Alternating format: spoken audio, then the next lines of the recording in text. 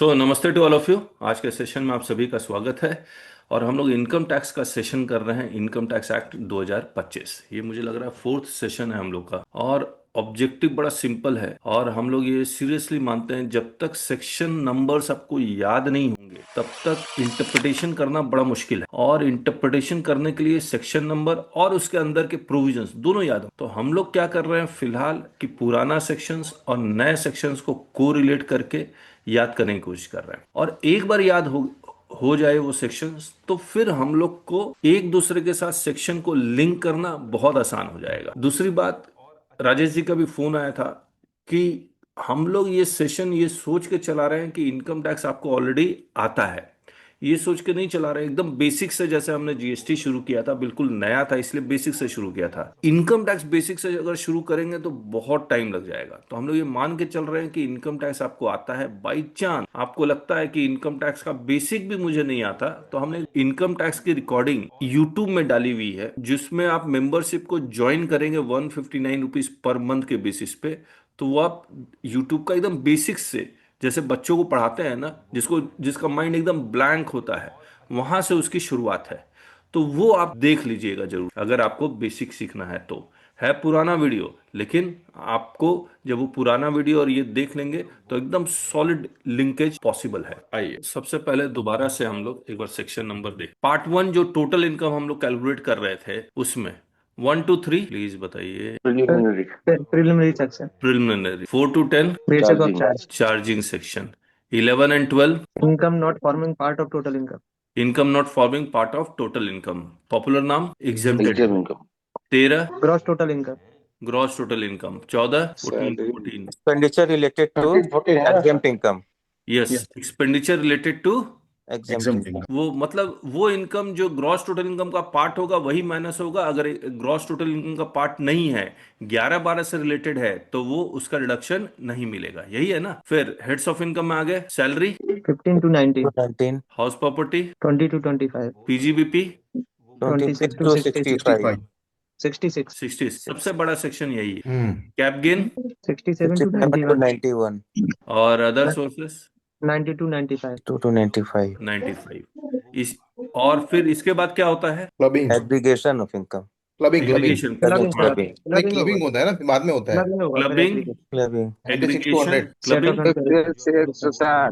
96 to 100. 96 to 100. 96 to 100 और aggregation 101 to 101 107. 108. 7 108 है है ना? सर. नहीं 108 सर, है। 7 है. 7 107. है, 107। फिर सेट ऑफ 108 108 से to 121. 108 से 121. 108 से 121। इसके बाद ग्रॉस टोटल इनकम आ जाएगा, जी सर. डिडक्शन 122 154. 154। इस टोटल इनकम आ जाएगा। Yes, sir. टोटल इनकम पे आप टैक्स कैलकुलेट करेंगे। जी सर. टैक्स कैलकुलेट करने का सेक्शन बाद में देखते हैं। जब टैक्स कैलकुलेट कर लेते हैं तो उसमें किस तरह का बेनिफिट दिया जाता है? डेबिट एंड रिलीफ का रिबेट एंड रिलीफ का। तो रिबेट एंड रिलीफ किस सेक्शन में? 155 to 158. 155 टू 158. 158। और एक रिलीफ है डबल टैक्सेशन इंटरनेशनल टैक्सेशन वाला, डीटी DT डबल ए। इसमें 159 to 160. दो ही सेक्शन है, 159 एंड 160। हम्म जैसे ही डीटी डबल ए याद आएगा, आपको इंटरनेशनल टैक्सेशन में आना है। कहां से? Transfer pricing transfer pricing section 161 to 177. 160। 161 से 177, सर. ठीक है, 161 टू 177। इसके बाद ये ट्रांसफर प्राइसिंग लेके क्यों आया गया? To avoid the income tax. मतलब जो लोग टैक्स अवॉइडेंस करते थे उनके लिए लेके आया गया। वो इंडियन इनकम को बाहर ले जाके टैक्स कर देते थे, इंडियन इनकम में ज्यादा खर्चा क्लेम कर लेते थे। तो उसको अवॉइड करने के लिए ट्रांसफर प्राइसिंग का कॉन्सेप्ट लेके आया गया। जो ट्रांसफर प्राइसिंग का कॉन्सेप्ट में नहीं आ रहा है, उसके लिए general anti avoidance rule general anti avoidance rule, उसके लिए सेक्शन 178 से to 184. 178 टू 184। 4. करेक्ट। बहुत। ये 185 से क्या है? 185 से sir mode of payment in certain cases. Mode of payment in certain cases. 269 SS वाला था ना? 269 एसएस वाला, ये वाला मोड ऑफ, अरे yes, mode of payment of certain cases. Certain cases. कौन सा? जहां पर loans 269 double S 269 T 269 double S से 269 डबल टी, वो उसका सेक्शन क्या हो गया? 185 189 185 टू 189. 189. अच्छा 189 है, ओके। तो सर एक्सेप्टेंस एंड पेमेंट दोनों है ना? एक्सेप्ट एंड पेमेंट दोनों है, करेक्ट करेक्ट। तो बुक में हम लिख सकते हैं ना mode of acceptance and payment, title में, हेडिंग में। अच्छा mode of acceptance and payment दोनों सर। एक्सेप्टेंस एंड पेमेंट, पहले एक्सेप्टेंस और पेमेंट दोनों, पेमेंट निकाल दीजिएगा। क्या चीज? Mode of acceptance and payment दोनों साथ में लिखिएगा। आप मोड ऑफ पेमेंट लिखा है इन सर्टेन केसेस। तो अब यहाँ चाह रहे हैं यहाँ लिखूं? हाँ ऐसा लिखिए तो अच्छा रहेगा, मोड लेकिन ऑफ लेकिन एक्सेप्टेंस एंड पेमेंट। नहीं नहीं नहीं नहीं, इनकम टैक्स में तो टाइटल यही है। अच्छा ऐसा है क्या? इनकम टैक्स में जो टाइटल है उस टाइटल को मैं चेंज नहीं कर रहा, mode of payment in certain cases लिखा हुआ है। ठीक है, ओके अब ये sir. Acceptance and payment of loans ये जरूर लिख देता हूँ। लोन्स एंड डिपॉजिट दोनों रहेगा सर। लोन भी होगा, डिपॉजिट भी होगा। Acceptance and payment of loans and deposit, loans oblique deposit कर दीजिएगा, एन दो बार आ रहा है तो। हाँ नहीं अच्छा, आप सही है दिनेश जी, एकदम पकड़। मैं पकड़ नहीं एक्सेप्टेंस रहा of payments of loan oblique deposits. ठीक, चलिए अब टोटल इनकम पे जो हम लोग टैक्स कैलकुलेट करते हैं ये भी हमने डिस्कस किया था। नेचर ऑफ इनकम के बेसिस पे टैक्स का सेक्शन कौन सा है? नेचर ऑफ इनकम के बेसिस पे टैक्स का सेक्शन कौन सा है कि लॉन्ग टर्म है, शॉर्ट टर्म है, हाँ, और to lottery section income to, है?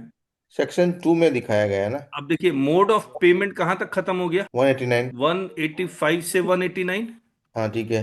अब टैक्स कैलकुलेट करना है, टैक्स ऑन 192 स्पेशल इनकम, 192 190 जिसमें 192 long term capital 198 gain, short term capital gain, STT paid, lottery income, 190 से 198 okay.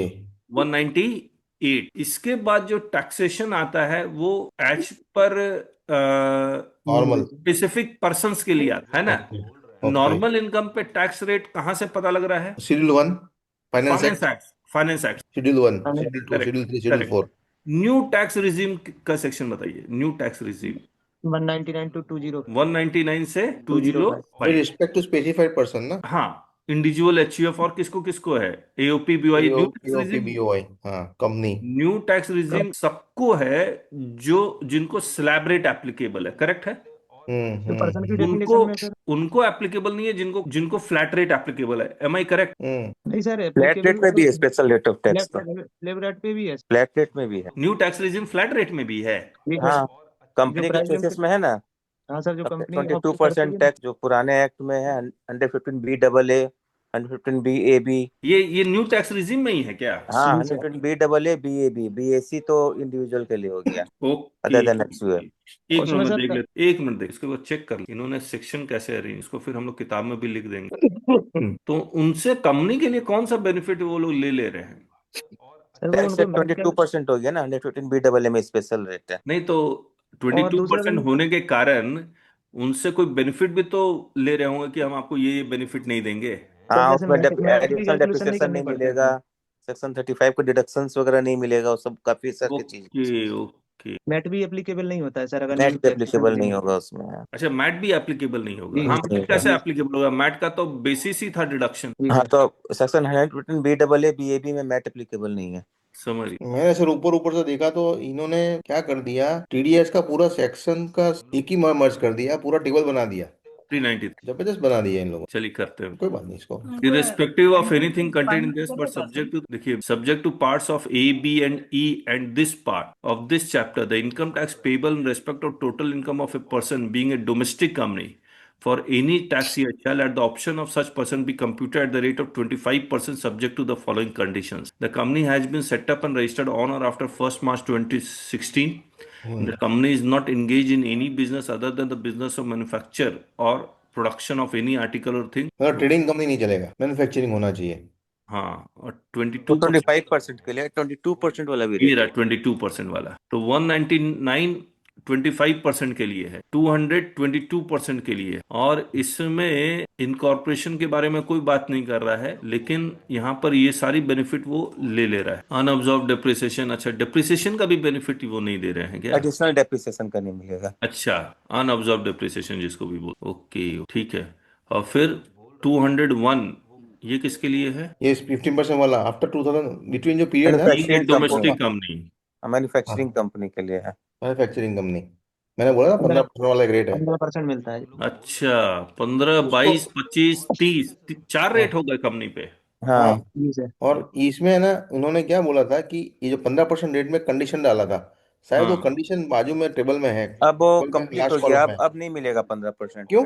Manufacturing should be started be on और बिफोर 31 मार्च 2025। हाँ वो तो हो गया ना, देखिए ये वो तो तो हो गया खत्म हो सेटअप। गया, अब नहीं मिलेगा नए कंपनी को, नई मैन्युफैक्चरिंग कंपनी को। नई कंपनी को जो जिसका बन गया वो तो हाँ, जिसको मिलेगा ना। मिल गया उसको मिल गया, अब आगे नहीं मिलेगा ये 15%। मैन्युफैक्चर सेटअप हो गया अक्टूबर 2019 से पहले, और कमेंसमेंट भी हो गया प्रोडक्शन बिफोर प्रोडक्शन, 30। हाँ, जिसका हो चुका है उसी को मिलेगा, अब आगे कोई नया कंपनी खोल के मैन्युफैक्चरिंग शुरू करेगा उसको नहीं मिलेगा ये 15%। सर ये टाइम पर मैंने बहुत बेनिफिट ले लिया। अच्छा। कंपनी बनाया था, कंपनी को हमने कैंसिल भी कर दिया 2018 वाली, उसको शट डाउन कर दिया, फिर दूसरा बना के उसको प्रोडक्शन चालू करवा दिया। ओके। कि नए मशीन से उसमें है, पुराना मशीन से नहीं कर सकते हैं प्रोडक्ट। न्यू मशीनरी का कॉन्सेप्ट है उसमें। हाँ। चलिए कोई बात नहीं, बात। और ये 202 है इंडिविजुअल एचयूएफ के लिए है, एंड अदर्स मतलब बॉडी ऑफ इंडिविजुअल, जो स्लैब रेट जिसको एप्लीकेबल। ये स्लैब रेट वही है ना जो पुराना था, कि चेंज हुआ है इसमें? नहीं, वही 4 लाख 4 से 8, वो अभी जो लागू होगा ये अभी जो लागू होगा वही न्यू है स्कीम ये। वाला ना ये तो। ये हाँ फाइनेंशियल हाँ। ईयर 25-26 वाला है ना? फाइनेंशियल 25-26 वाला नहीं है। नहीं, इससे पहले भी यही स्लैब रेट था क्या? नहीं सर, ये ये वाला नहीं, नया स्लैब अलग था। 25 नहीं है। 26 से शुरू हुआ है ये।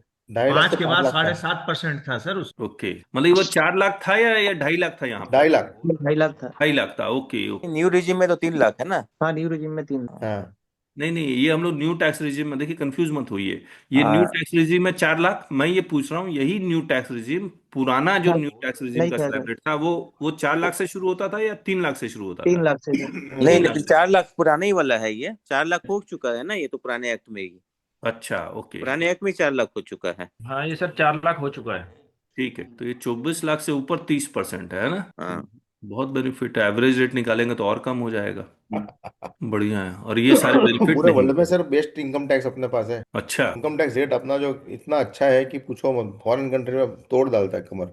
हाँ हाँ, दुबई में नहीं है ना इतना टैक्स? दुबई में तो इनकम टैक्स है ही नहीं, कि इनकम है? टैक्स ही नहीं है वहाँ। हाँ दुबई में इनकम टैक्स नहीं है, और जीएसटी स्टैट। लिमिटेड अभी शुरू वैट किया। है सर, दुबई में वैट है। एक ही बात है, वैट जीएसटी, वो 5% है ना? हाँ हाँ। अच्छा, ये कोऑपरेटिव सोसाइटी के लिए भी वो लोग लेके आ गए न्यू टैक्स रिजीम, मतलब पहले भी था?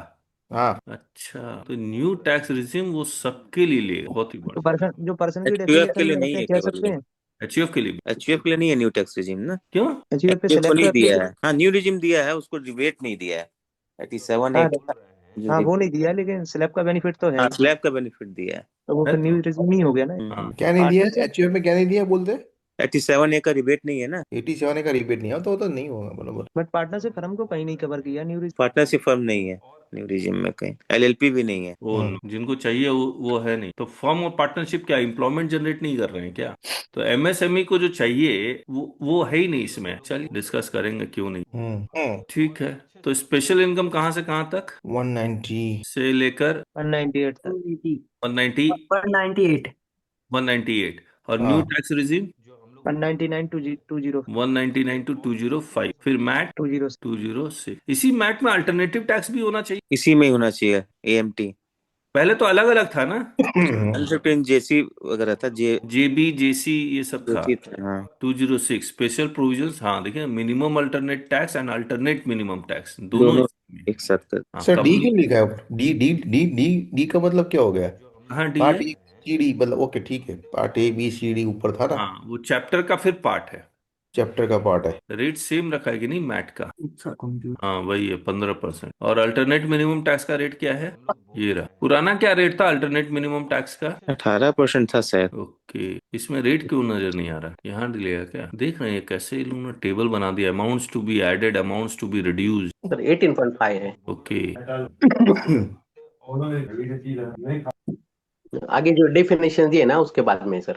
ओके ओके ठीक है, आगे चलते हैं। चलिए स्पेशल इनकम एक बार दोबारा से, 190 से 198, न्यू टैक्स रिजीम 199, मैट 199 से 205। 25, मैट 200, 206। 206। इसके बाद tax on income of non resident and foreign company yes, अब specific person, non resident and foreign company 207 से 220। 220। इसके बाद शिपिंग कंपनी आएगा। नहीं सर, पास थ्रू एंटिटी था। हाँ, पास थ्रू एंटिटीज। क्वांटिटीज। कौन सा सेक्शन है?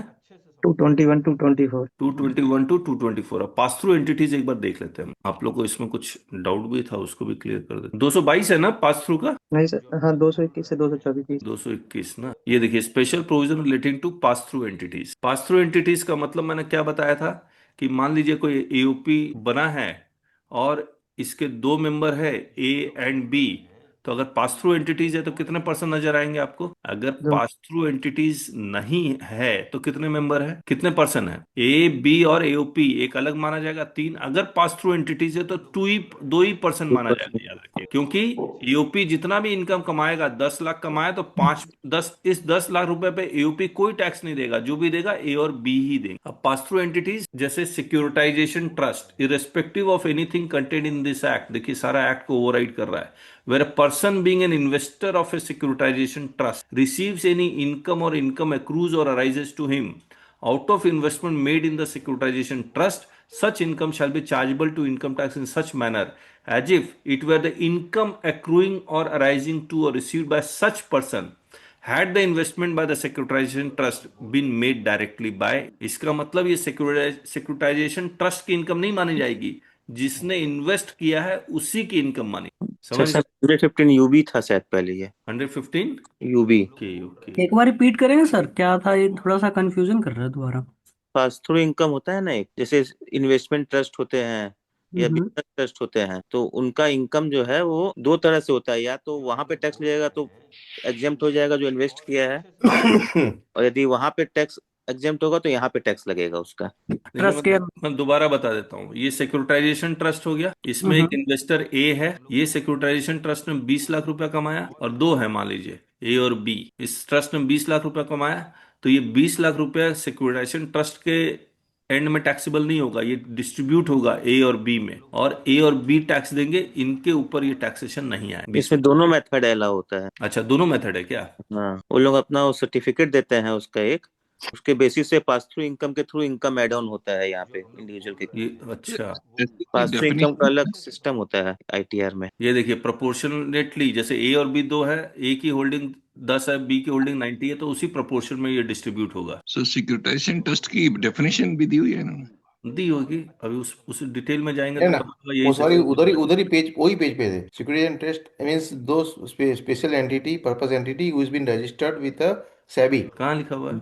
हाँ, सेबी में रजिस्टर्ड होना चाहिए, भी उसमें है। सर नीचे आइएगा, उसका इसका नीचे ही डेफिनेशन होगा, सेक्शन के नीचे ही। अच्छा, ये सब है, इन्वेस्टर, सिक्योरिटीज, सिक्योरिटीज नीचे आइए, नीचे आइए। सिक्योरिटेशन ट्रस्ट। अच्छा, स्पेशल पर्पस डिस्टिंक्ट, हाँ, स्पेशल पर्पस व्हीकल। खैर, yes, in any case concept आपको समझ में आ गया ना? अभी तो ऑब्जेक्टिव यस, सेक्शन याद कर ले। टैक्स ऑन हाँ, income in case of venture capital undertakings, और कितने हैं? Unit holder and business trust, investment fund and its unit holder. ठीक, चलिए दोबारा फटाफट, इससे हम लोग को याद भी हो जाएगा। स्पेशल इनकम पे दोबारा बताइए। 190, 190 to 198 8 है सर। सॉरी 198, 9 सेक्शन है। और और one new ninety nine two tax two zero regime, five new tax one regime, 199 205 205 फिर मैट, 206 206 और non resident and foreign companies 207 to 220 220, फिर फिर पास फिर through entity pass through entities, 221 से 224 224, फिर शिपिंग कंपनी शिपिंग कंपनीज 200। 35 235 चल, हम लोग एक काम और कर, ये जब पीडीएफ पूरी बन जाएगी तो मैं आप लोग को भेज दूंगा। हम लोग है ना, ये 225 में नंबर ऑफ सेक्शंस भी लिख रहे हैं। इसमें तो काउंट करना बड़ा मुश्किल था, नंबर ऑफ सेक्शंस। क्यों? क्योंकि 4 to 9 भी, इसमें कितने सारे 9A 9AA ये सब भी आएंगे, तो इसलिए मुश्किल था। इसमें आसान है, मुझे सिर्फ माइनस करके +1 करना है। जी सर। तो 1 to 3 कितने सेक्शन हो गए? 3 3। जो प्रिलिमिनरी है, बेसिस ऑफ चार्ज में टोटल नंबर ऑफ सेक्शन क्या है? 4 to 10, यानी कि 10 में से 4 माइनस करके +1 करना, बड़ा सिंपल है। 7, 11 एंड 12 एग्जेप्ट इनकम, तो 13 and 14 gross total income and expenditure वाला, 2 सैलरीज 15 to 19। सर, 5 सर वहाँ हाँ पे एक सीरियल 16 आएगा, income not forming part of total income. ठीक है, 16 ठीक है। फिर हाउस प्रॉपर्टी 20 से 25, 5-6 section. Profits and gains from business and profession 26 to 46, कितने हो गए? 41 सेक्शन। कैपिटल गेन 67 to 91, क्या कैलकुलेट करके कोई बताएगा? 11 7 4 4 और बचा आज, हाँ, 8 6 3, 435 होगा। 35 sections. 35, yes. Income from other sources 90 to 95, 4 total number of section 4। Income of other person included in total income of SSC जो क्लबिंग ऑफ इनकम है 96 टू 100 5। ये 25 होना चाहिए ना, 67 to 91 जो है। 25 होगा सर। 25। चलिए, एग्रीगेशन ऑफ इनकम 101 टू 107, 7 ये अनएक्सप्लेन्ड इन्वेस्टमेंट, अनएक्सप्लेन्ड क्रेडिट, ये सारा जाएगा 7 8 होगा। 7 में, हाँ ये 7 होगा। जी sir. Set off and carry, ये एक बार सेक्शन देखें क्या 101 और 107 के बीच में क्या लिखा हुआ है? इसका तो बहुत मुझे लगता है कि 148 का सारा कहानी इसी सेक्शन से आता होगा। सेक्शन 68 एंड 69 का ABCD था ना, वही है। हाँ, एग्रीगेशन ऑफ वही है। और क्या 150, ये जो 148 का असेसमेंट आता है, ये मैक्सिमम 68 69 वाला ही होगा? नहीं नहीं नहीं, मतलब रीअसेसमेंट जो होगा वो तो अलग ही है ना, 140 तो अलग ही कहानी है। नहीं नहीं, इनकम का जो एडिशन होता है हाँ मैक्सिमम। हाँ वो, उसका ग्राउंड तो यही होगा ना, यही वाला हाँ सेक्शन होना चाहिए। मैक्सिमम हाँ, इसी सेक्शन में होता है, बाकी और correct, section perfect perfect perfect perfect, हाँ। वही बोल रहा हूँ। तो ये सेक्शन तो मोस्ट इंपॉर्टेंट हो गया एक तरह से हम लोग के लिए। Unexplained cash credit, unexplained investments, yes. Unexplained कौन सा सेक्शन इनकम। है? कौन सा सेक्शन है? कौन सा वाला? 168 होगा पुराना में, जो तुमने पुराना में 68 69 ABCD। हाँ, नया बताइए 101 से 101 टू 107 हाँ ये आ गया। In computing the total income of an assessee there shall be included all income on which no income tax is payable under chapter. देख रहे हैं आप, इसीलिए ये चैप्टर 17A4, इसका मतलब क्या हो गया चैप्टर 17A4 का? दिखलाता हूँ आप, ये देख, ये चैप्टर 3 है, अब मुझे पहुंचना है चैप्टर 17 में। 16 आ गया। 17 ये रहा ए, और ए का कहाँ गया ये, यानी कि 309 310 311, जो पुराना सेक्शन 67A 86 167B। ये कैसे आ गया? तीन न्यू कैसे आ गया? 309 क्या है? 309 नया सेक्शन। तो 101 से कैसे कोरिलेट करने का उसको? अब वो तो पढ़ना पड़ेगा, वो तो पढ़ना पड़ेगा। In computing the total of income of an asset there shall be included all income on which no tax is payable under this chapter where any sum is found credited in the books of an SSC maintained for any tax year, and the SSC offers no explanation about the nature and source of such credit. The explanation offered about the nature and source of such credit by SSC is not satisfactory in the opinion of the assessing officer. तो जब हम लोग पढ़ेंगे इसको detail में, तो हम लोग प्रैक्टिकल एग्जांपल आप लोग के साथ डिस्कस करके इसको समझने की कोशिश करेंगे। then the sum so credited shall be charged to income tax as the income of the SSC of that tax year. फिर यहां पर क्या है, लोन और बोरोइंग ऑफ सच अमाउंट, और ये क्या है, SSC subsidy consist of share application money, share capital, share premium और any such amount by whatever name called. तो शेयर जो कंपनी का जो फाउंडर है, प्रमोटर है, वो अपना ही पैसा रिलेटिव को देके उसी से पैसा आ जाता था कंपनी में। तो वो सारा कहानी इसमें लिखा हुआ है। अनएक्सप्लेन्ड इन्वेस्टमेंट, जहां पर आप सोर्स नहीं बता पा रहे, आपके पास शेयर से लेकिन सोर्स नहीं बता पा रहे कि कहां से पैसा आया। अब तो ये बहुत ज्यादा प्लग हो गया होगा, नहीं? हाँ सर। ये आपके अकाउंट में आपने शेयर्स होल्ड किया हुआ है, हाँ तो सारा का सारा डीमैट के अकॉर्डिंग है, पैन नंबर, ये सब। तो अब ये सेक्शन कितना ज्यादा। सर, सर इसमें इन्वेस्टमेंट बोले तो इसमें ऐसा नहीं है कि बुक्स वाला गोल्ड भी हो सकता है, सिल्वर हो सकता है, ऑर्नामेंट्स अच्छा हो सकते हैं, अच्छा। ज्वेलरी वाला हो सकता है। तो बोलते हैं आप बुक्स में दिखाओ इन्वेस्टमेंट आपने दिखाया कि नहीं दिखाया, तो ये सब जो है तो नहीं मिलता है। अनएक्सप्लेन्ड एसेट, हाँ। फिर unexplained expenditure, amount borrowed or repaid through negotiable instrument hundi, charge of tax. Income referred to in section 102 103 shall be charged to tax as per the provisions of section 195। अब 195 क्या? Special rate sir 115 maximum, maximum अच्छा, लगेगा, maximum rate maximum rate, इसका पुराना section नहीं लिखा हुआ है। 115 बीबी है ना, 115 BBE। बीबीडी कुछ था ऐसा। अच्छा BBE अच्छा, हाँ यस यस, 60% टैक्स है है। ना, हाँ हाँ हाँ, 60% सर। 60%। 60% टैक्स है, यस यस। 25% सरचार्ज, 60% का 75 हो गया, फिर उसके ऊपर वो लगाया। ठीक बात। ठीक, तो aggregation of income 7, set off and carry forward of losses, कितने सेक्शन हो गया? 14। 14 से deductions to be made in computing total income, ये कितने सेक्शन हो गए? 33। कितना? 33। 5 2 3 33, ठीक है। फिर rebate and relief 155 to 158 4, double taxation relief 159 and 160 2, transfer pricing 161 to 177, कितने हो गए? 17। 17 जी sir. 17 general anti avoidance rule 178 to 7 184, कितना? 7 7, ठीक है। Mode of payment in certain cases 185 से 189 5। फिर टैक्स रेट्स आ गए। Tax on special income 198 to 198 9। Tax as पर न्यू टैक्स रिजीम, कितने हो गए? 7 7 7। MAT 206 1। Tax on income of non resident and foreign company 207 से 220 कितने 14। Section tax on pass through entities 4 tax on income of shipping companies 13 11। Tax administration, ये हम लोग करना है अभी हम लोग को टैक्स एडमिनिस्ट्रेशन, लेकिन यहाँ तक तो हमने सारा कर ही लिया आपके साथ, है ना। अब tax administration, return of income, procedure of assessment, ये सब करना है। चलिए, इसमें और कौन सा कर लिया हमने। अच्छा, अभी तो रेट ऑफ टैक्स में हम लोग आते हैं, रुकिए। तो बेसिकली इतना हुआ है हम लोग का, टोटल टैक्स तक हम लोग आ चुके हैं। रिबेट एंड रिलीफ और डबल टैक्सेशन रिलीफ भी हम लोग कर चुके हैं, इतना कर चुके हैं ना हम लोग। हेलो, जी सर। ठीक है। इसके बाद less advance tax, tax deducted at source, tax collected at source, ये सारा कुछ 3902 310 में है, 410 में है, और जिसका पुराना सेक्शन 192 219, और एड इंटरेस्ट एंड फीस जो 234 ए बी सी डी ये एच तक चलता है, ये 423 टू 430। मैं आपको दिखलाता हूं ये एडवांस टीडीएस का इन्होंने क्या किया है। टीडीएस का पुराना सेक्शन देखेंगे तो 192, 192 A, 193, 194 double A B B B C D ऐसे ही चल रहा था।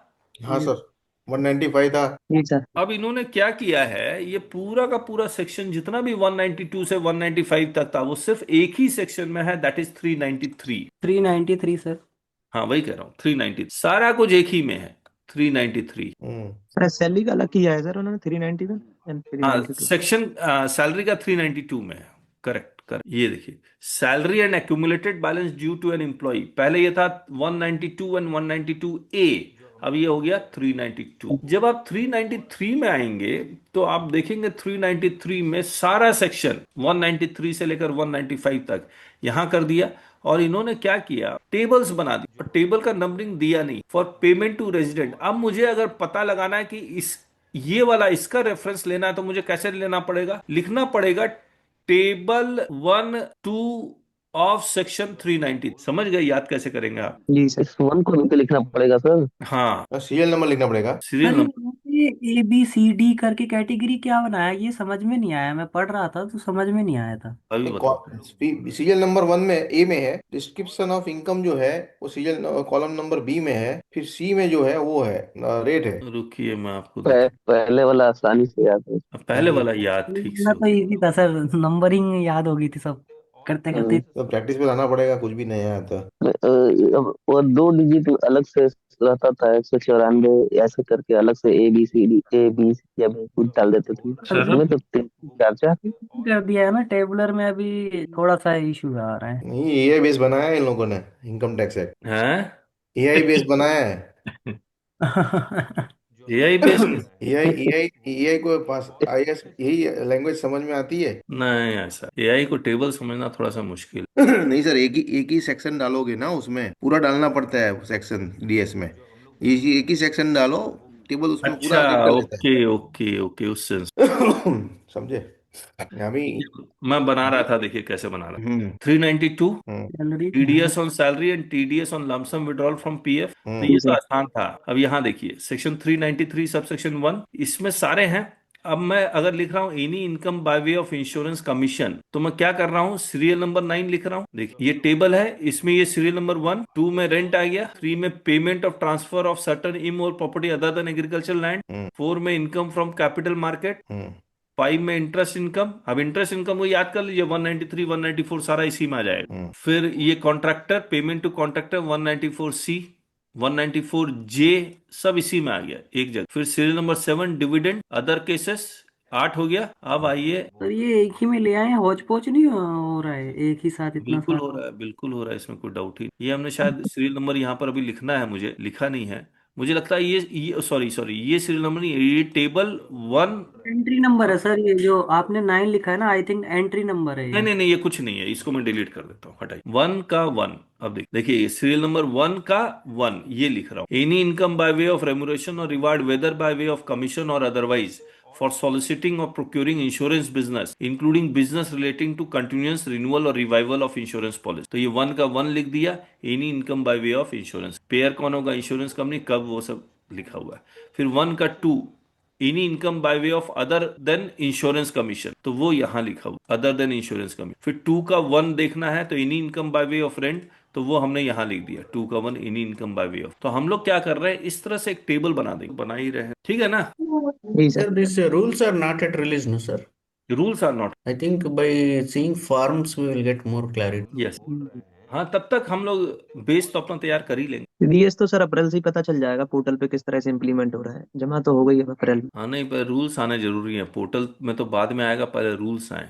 जी सर। चलिए, तो ये हो गया advance tax, tax deducted at source, tax collected at source 390 से 410, ऐड इंटरेस्ट एंड फीस 423 से 430, सारा कैलकुलेशन सब कुछ सेम है। टीडीएस का हर एक चैप्टर में जो भी रेट लिखा हुआ वो भी सेम है, कहीं कोई चीज नहीं। तो आपको सिर्फ सेक्शन नंबर आपको याद। तो हम लोग यहाँ आते हैं, चद्दर वद्दर नहीं है क्या, अब एक ही चद्दर है? अरे भाई साहब म्यूट करके बात कीजिए, देखिए ये यूट्यूब में भी जाएगा। चलिए, तो advance tax, TDS, tax collected at source, ये अगर आप देखेंगे ये वाला तो सारा एक ही चैप्टर में है, सारा एक ही चैप्टर। क्या करें, जिनेश जी कोई आइडिया देंगे आप? तो सर वो तो करना ही तो पड़ेगा ही, मतलब। यहाँ पर चैप्टर नंबर भी लिखूं या छोड़ दूं? सर ऐसा कीजिए, चैप्टर का एक बना दो, अच्छा रहेगा, वो भी अच्छा रहेगा।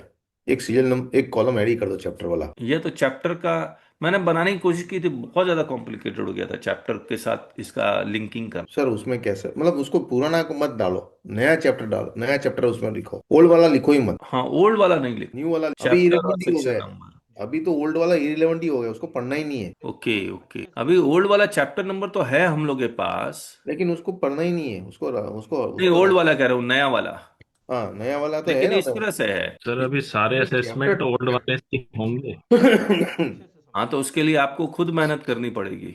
क्या सर? हाँ, राजेश जी थे ना?